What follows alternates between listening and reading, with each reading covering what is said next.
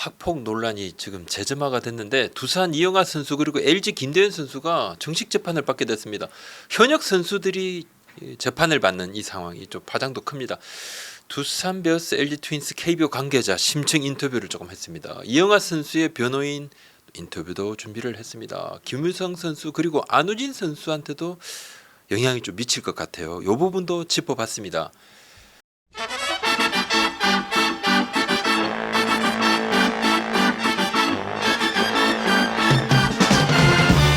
영상에 앞서 학교폭력 이거 매우 엄중한 사안이죠. 특히 이번 사안은 조금 다른 것이 결백을 주장하는 쪽하고 피해를 강력하게 주장하는 쪽 나 피해 당했다 이 피해자의 의견이 지금 팽팽합니다.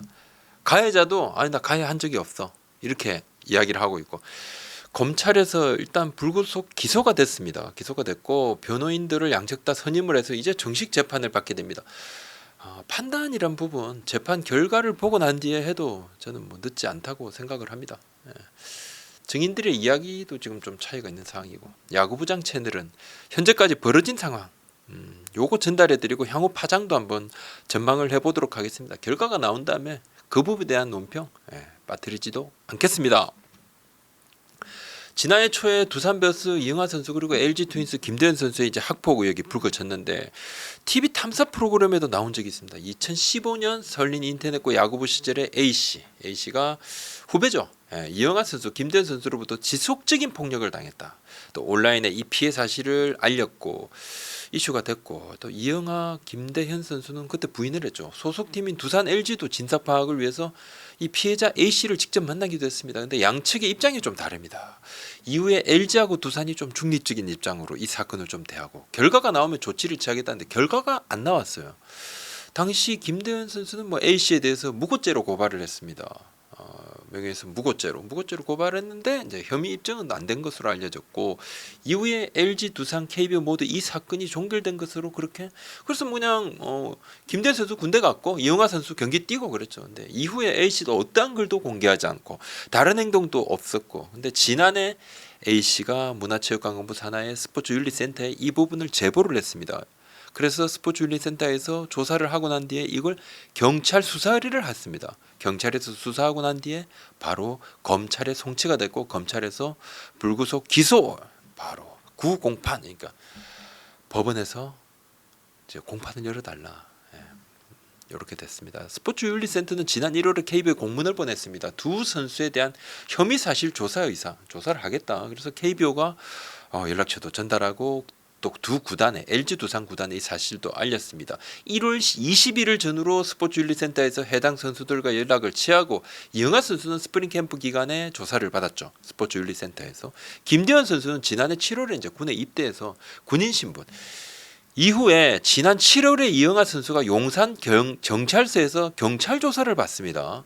그리고 이제 경찰이 이후에 사건 검찰에 송치하고 검찰에서 8월 8일에 피해자 A씨 조사를 하고 난 뒤에 피의자인 이영하 김대현 선수 조사는 하지 않았어요. 8월 16일에 바로 기소 결정이 되고 기소를 합니다. 불구속 기소. 이영하 선수는 지난 20일에 검찰 기소 뒤에 이제 20일에 구단과 면담을 가졌고 두산 구단은 엔트리 제외 결정을 했죠. 사실상 지금 시즌 아웃입니다. 첫 공판이 9월 하순 그리고 1심은 12월쯤 근데 형사사건입니다. 무죄를 주장하는 지금 피의자 측입니다. 1심에서 만약에 무죄가 선고된다 그러면 검찰에서 항소할 가능성이 높습니다. 최장 이제 뭐 다 이것저것 하면 법정 공방이 1년 이상 걸릴 수도 있고 김대현 선수는 군인이니까 군검찰로 사건 이첩됐고 군사법원에서 재판. A씨는 지난해 두산 LG 구단 관계자들과 연이어 만났습니다. 일관된 피해 주장, 폭행, 얼차려, 숙소, 청소, 부당한 행위를 강요받았다 주장을 했고 지난해 저도 이에 대해서 이 부분을 콘텐츠로 영상을 다뤘죠. A씨하고 인터뷰도 우리 채널 영상에 나갔고 또 뿐만 아니라 저희 매체 기사로도 보도를 했습니다. 이영하 선수 지금 에이전트가 없습니다. 지난 7월 경찰 조사를 받은 뒤에 기소가 될 거라고 본인은 생각을 못한 것 같아요.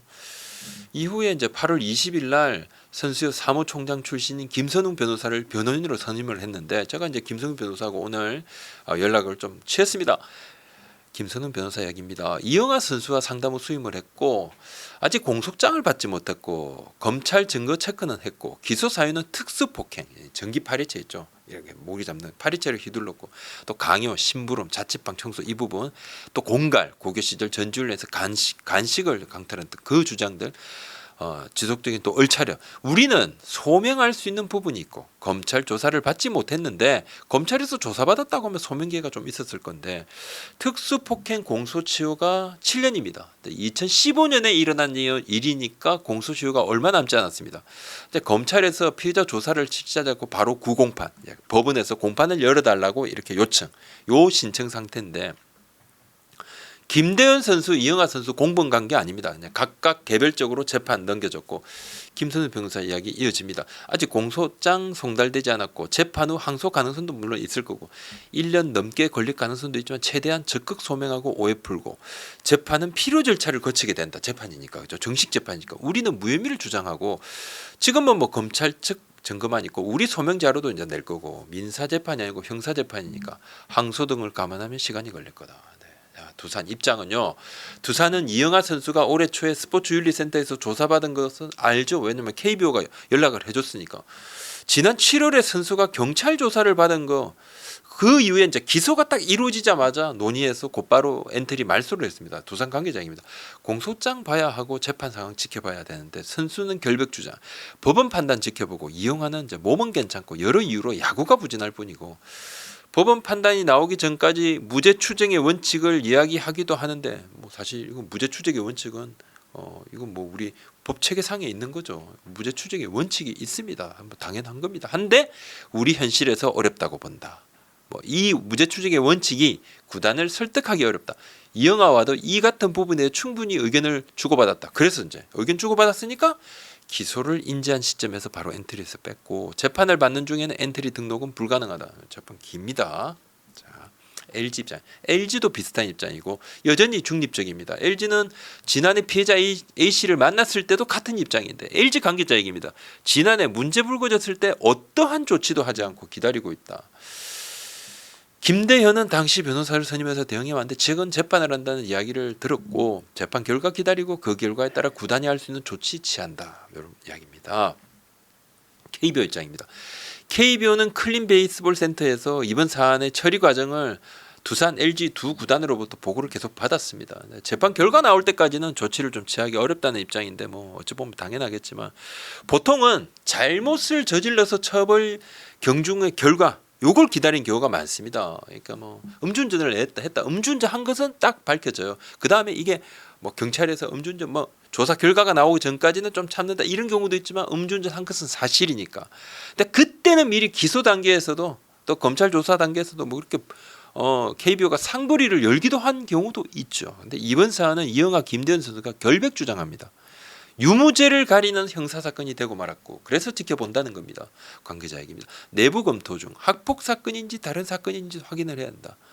뭐 학폭 사건으로 보이지만 피해자와 가해자 사이에 다른 다툼 여지도 있는 거고 그것도 안 봐야 되고 아마추어 신분일 때 일어난 사건인데 프로선수 소속일 때 일어난 일이 아닌데 이를 또 어떻게 처리할 건지도 체크를 해야 되고 재판 지켜보고 공소장도 입수를 해서 좀 할 수 있으면 해서 체크도 할 거다 이렇게 이야기합니다. 고려대 김유성 선수 얘기인데 고려대 김유성 선수가 신인 드래프트 나옵니다. 얼리 드래프트로 나오죠. 약간 좀 악영향이 있을 거다 이런 의견이 좀 많은데 김유성 선수가 학폭 가해자로 학폭위 처벌 법원 사회봉사 명령 대한야구소프트협회로부터 1년 자격 정지를 받은 바 있습니다. 이미 처벌은 받았습니다만 그렇지만 피해자하고 합의가 안 됐죠. 피해자하고 뭐 아직 법정 공방도 다투고 있다 했습니다. 한 야구 관계자입니다. 스카우트들 사이에서는 김유성의 경우 다들 3라운드 정도에서 픽을 놓고 눈치를 보고 있었는데 이번 일은 엄청나게 좀 마이너스가 됐을 것 같고 피해자와의 합의가 이루어지지 않은 상황이어서 언제 피해자가 어필할지 알 수 없다. NC구단 관계자도 김유성 선수는 피해자와 합의가 안 된 부분 이 부분이 좀 부담이 없지 않다 이렇게 언급한 적 있습니다. NC구단 일각에선 해당 피해자 측이 드래프트 픽이 만약에 김유성 선수가 픽이 된다 그러면 재차 문제 삼을 여지도 있다고 그렇게 예상을 하더군요.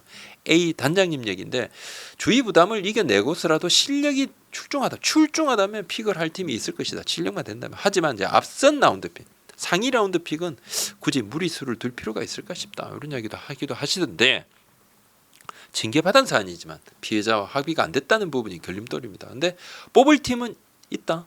뽑을 만한 그런 생각을 하는 팀은 있다. 근데 이번 사건 전에 제가 인터뷰한 부분이니까 이번 사건으로 또 약간 또 부담은 또 되겠죠. 상위 픽은 그래도 좀 부담이다 이런 의견이 그때도 있었습니다. 상위 픽보다는 조금 더 하이 픽으로 가면 자 1라운드는 조금 그래도 2라운드 3라운드 가면 돼. 저는 사실 조금 이 부분이 이해가 안 되더라고요. 이 부분은 그러니까 여론 부담이 있어요. 여론 부담이 있는 그런 픽인데 1라운드 픽은 안 되고 5라운드 10라운드 쪽에 쫙 중하 이렇게 쭉 픽이 내려가면 문제가 없다는 이 식은 좀 논리 이상하다는 생각이에요. 그냥 구단의 방향성, 구단의 윤리, 어떤 잣대, 인식 잣대에 맞게 행동하고 픽을 하려면 하고 또 책임지고 그렇다면 이제 야단 맞을 거 야단 맞는다. 그러면 그렇구나. 그렇게 생각을 할 수도 있겠어요. 근데 하이 픽은 상위 픽은 좀 그래도 하이 픽은 괜찮다고. 하이 픽은 과거에 문제 일으킨 선수 얼마든지 뽑아도 된다. 그런 논리는 아니겠지만 그런 논리로 약간 느껴질 수도 있는 거 아닙니까? 상위 픽은 안 되고 하이 픽은 괜찮고. 좀 그건 이 부분은 논리에 맞지 않다고 봅니다. 픽을 하고 안 하고는 구단에서 판단할 부분이겠지만. 네. 그리고 또 하나 이번에 드래프트 앞두고 SSG는 템퍼링 논란이 있었죠. KBO로부터 최종 무혐의 처분 받았습니다. SSG 유승규 단장 얘기인데 첫 라운드는 보통 좋은 투수가 있으면 픽하는 것이 최우선이다. SSG도 마찬가지라는 거죠. 상위 픽은 바로 이번에는 또 1차 지명이 없지 않습니까? 전면 드래프트니까 굉장히 좋은 상위 픽은 굉장히 최선의 픽이니까. 윤영철 선수는 지금 투수 두 번째 김세현 선수 다음으로 이야기가 많이 되고 있는데 윤영철은 매우 스마트한 선수지만 우리까지 오지 않을 것 같다. 굉장히 좋다는 이야기를 많이 하더라고요. 그냥 똑똑해 보이고 야구 굉장히 잘할 것 같다는 그런 이야기도 했는데 또 김민석 선수, 휘문고 김민석 선수 SSG가 와서 체킹을 하는 바람에 그죠? 이게 문제가 됐었습니다. 김민석이 우리 차례까지 온다면 다른 선수들과 다 같이 놓고 비교해서 가장 낫다고 평가되는 선수를 픽을 할 거다 이렇게 얘기했습니다. 희문고 김민석 선수도 라운드 픽 후보에서 제외하지는 않겠다. 같이 놓고 판단하겠다 그 이야기였습니다. 안우진 선수 얘기를 보면 키움 안우진 선수도 학폭 논란만 아니면 올 시즌 MVP급 활약 맞습니다. 제가 앞서 MVP 후보 다루면서 올리지 않은 이유는 요 이슈 때문이었습니다. 사실 맞습니다. 실력만 놓고 보면 굉장하죠.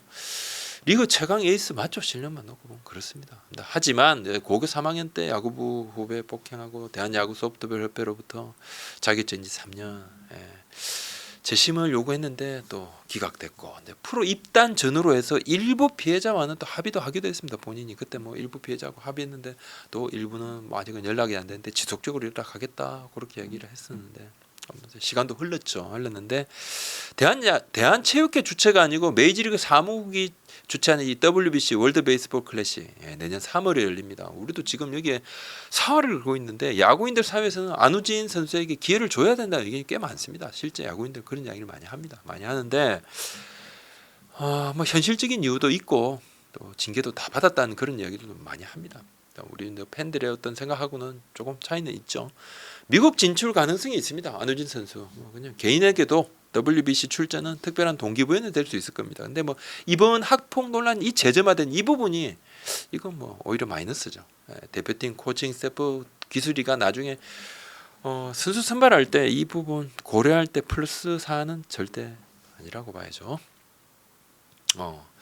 성민규 롯데 단장 재계약 관련은 채널 댓글로 여러 구독자 시청자님들이 좀 의견을 주셨는데 기사가 올라왔으니까 롯데 자이언츠 성민규 단장의 재계약 가능성에 대해 말씀드리면 계약은 이제 9월 말까지인데 재계약 가능성은 높은 것은 사실이죠. 논의를 계속 하고 있었는데 구단하고 그룹 모기업에서도 재계약 어떤 긍정적으로 논의를 하고 있었고 8월 31일 오후까지는 제가 도장을 찍지 않은 것으로 제가 알고 있습니다. 재계약은 가능성이 높은 것으로 저도 좀 취재를 했었는데 만약에 이제 성민규 단장의 재계약이 최종 확정이 된다 그러면 롯데 이번 스토브리그 전략은 지금까지는 좀 다를 겁니다.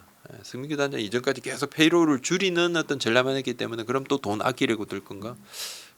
그건 아닌 것 같던데 이는 내부 취재 여러 루트로 제가 좀 확인한 부분이고 좀 다른 쪽으로도 다 제가 사이드 취재도 조금 했습니다만 일단 뭐 포수 포지션뿐만 아니라 다른 포지션 강화에도 좀 더 공격적으로 나설 가능성이 있습니다. 제가 체크한 부분은 그렇습니다.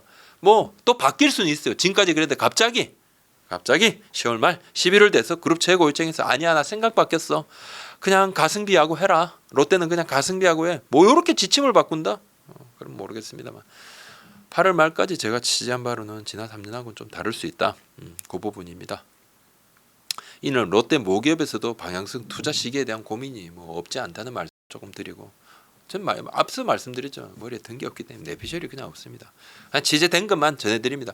내일 또 취재된 게 바뀔 수도 있습니다만 지금까지는 그렇습니다. 오늘 여기까지입니다. 구독, 좋아요, 알림 설정 한번 더 해주십시오. 고맙습니다.